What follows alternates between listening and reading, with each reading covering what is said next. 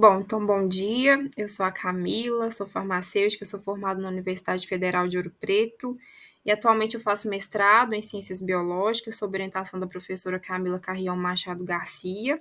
E o meu projeto é sobre a atuação do arsênio, que é um metalóide amplamente distribuído aí no ambiente, na quimioterapia. Então, falando um pouquinho sobre o câncer, que é uma doença tão desafiadora, né? Que corresponde à segunda maior causa de morte no mundo.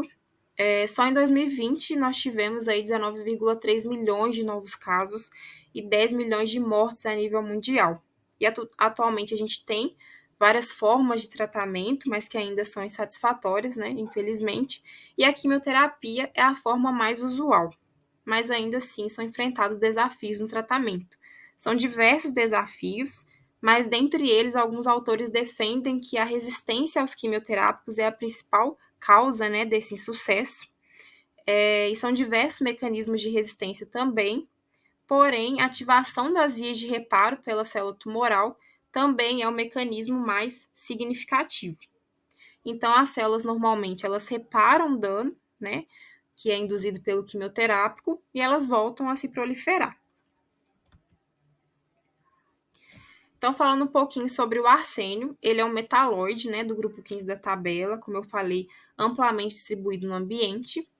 Os seus compostos, eles têm né, uma ampla história aí em aplicações medicinais que existem aí há mais de 2.000 anos, né? Compostos de arsênio foram utilizados aí no tratamento da estomatite, da sífilis, da psoríase, e atualmente esses compostos são utilizados aí no tratamento do câncer. Inclusive o trióxido de arsênio é um medicamento de escolha aí para alguns tratamentos, inclusive na leucemia promielocítica aguda, é um dos principais medicamentos utilizados aí para essa doença. Mas existem também outros tipos, né, de compostos de arsênio, como sulfeto de arsênio, e também a atuação desses medicamentos em outros tipos cancerígenos, como no mieloma múltiplo, em câncer de fígado, câncer de rim, entre diversos outros tipos de cânceres. E os mecanismos de ação, normalmente, desses compostos, o arsênio, né, os compostos de arsênio eles podem atuar tanto de forma isolada como em conjunto com outros medicamentos, né, como a sua atuação adjuvante. Então, normalmente, esses mecanismos incluem o aumento da produção de espécies reativas de oxigênio, e a consequente indução aí de apoptose pela modulação de proteínas pró e antiapoptóticas, e além disso ele também pode interferir em outros eventos, né, como inibir os mecanismos de reparo, que são os mecanismos que eu comentei com vocês agora mesmo, que é um dos mecanismos principais aí da resistência aí aos quimioterápicos.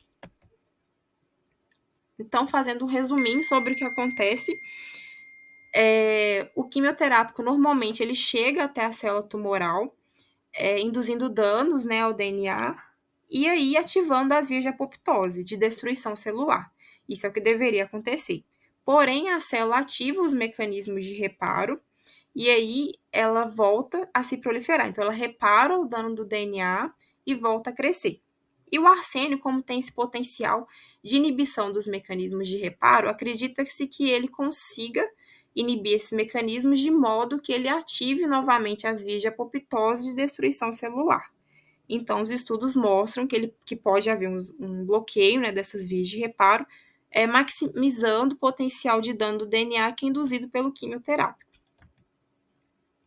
E qual a relevância desse projeto? Então, como eu comentei, o câncer ele é um grande problema de saúde pública a nível mundial, né? A gente não tem um tratamento definitivo, então tem-se uma necessidade muito grande de encontrar novas formas terapêuticas para reverter, né, os desafios que ainda são enfrentados no tratamento, e o arsênio ele é altamente citotóxico, né?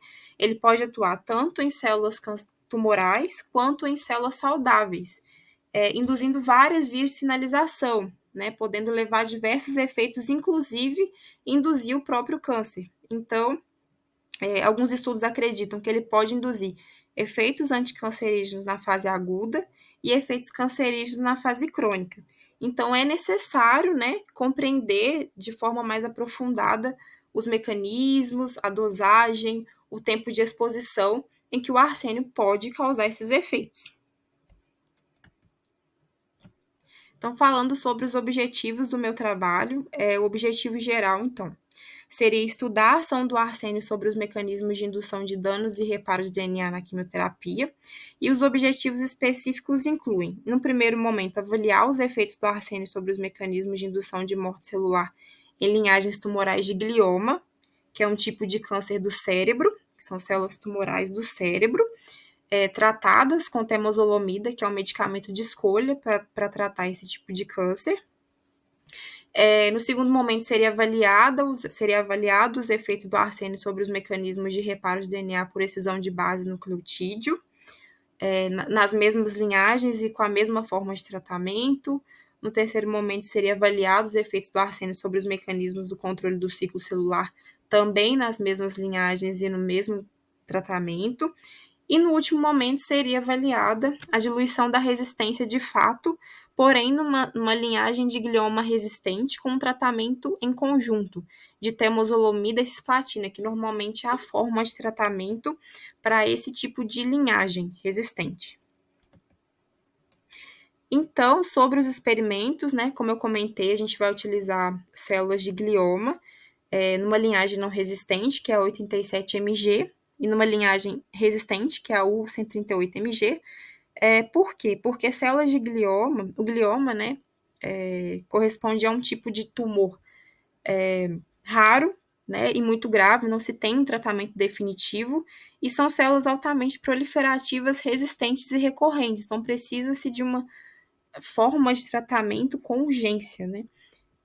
Além disso, vão ser utilizadas doses, né, de trióxido de arsênio, tanto doses agudas quanto crônicas, para a gente poder avaliar em qual dosagem, em qual tempo de exposição acontecem esses efeitos, e vão ser utilizados os medicamentos de escolha para o tratamento do glioma, também em algumas dosagens aí diferentes, tanto temozolomida como cisplatina. Então, no primeiro momento, que já estão feitos alguns experimentos já de citotoxicidade, vão ser feitos esses experimentos de citotoxicidades, né, para avaliação da indução de morte celular e efeitos no ciclo. Então, já vem sendo feito o MTT e, posteriormente, será feita a citometria de fluxo. Posteriormente, vão ser detectados os danos de DNA, avaliação da funcionalidade das vias de reparo e dos mecanismos de resposta aos danos, né, por ensaio de cometa, espectrometria de massas, RT-PCR e o Western blot. E, por fim, vão ser feitos aqueles experimentos de resistência com a linhagem resistente. Então, novamente, esses experimentos vão ser refeitos, porém, agora nessa nova linhagem.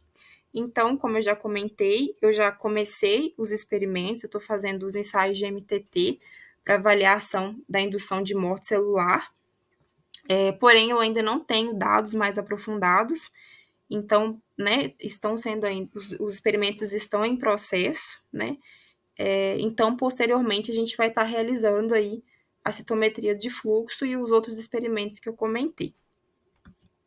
Então, gostaria de agradecer aí ao FOP, ao Programa de Pós-Graduação em Ciências Biológicas e ao Núcleo de Pesquisa em Ciências Biológicas, né, pela oferta do projeto. Gostaria de agradecer à CAPES, a CNPq e a FAPEMIG, que são as bolsas aí de fomento. Gostaria de agradecer também o Laboratório de DNA, de Genômica e Reparo de DNA, que é o meu laboratório, né, a minha orientadora e os meus colegas de laboratório. Gostaria de agradecer também os laboratórios colaboradores, que é o LBTM, que é o Laboratório de Biologia e Tecnologia de Micro-Organismos, e o Laboratório de Morfopatologia. Então, muito obrigada pela atenção.